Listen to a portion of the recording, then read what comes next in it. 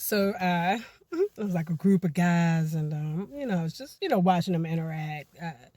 I like to watch men interact. You know what I'm saying? Sorry, women, like y'all kind of bore me.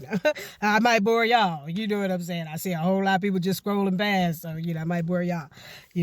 But anyway, so I'm watching them, interact. I feel like that tells me a lot because they're being themselves and everything, and I noticed them noticing me, but then like one of my homeboys walked up behind me, and now all of a sudden he talking about Bernie Mac or something or whatever he was talking about. I was like, bruh. I was like, how come every time I'm shopping you pop up? And he was like, what?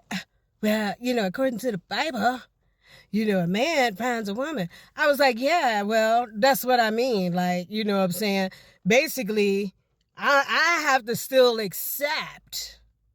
I was like, but if I keep having orbiters. And so he was like, well, a real man ain't gonna care. And I was like, that's not true. I was like, a real man that provides and wants to protect and take care of you don't want to see a bunch of roaches around his cake. So he was like, oh,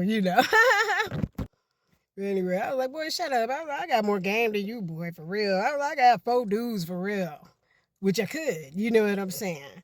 But, I try to be as good as I can. I'm not perfect, you know what I'm saying? But I try to be as close as I can.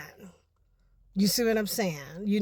And I mean, like, for real, like, I wouldn't be struggling living check to check if I could just get with a guy who has money. There's plenty of guys that got money that I'm just not that attracted to. And I'd rather go to work than be with you and your money. You know what I'm saying? So, this is what I get, for preferring that. You know what I'm saying?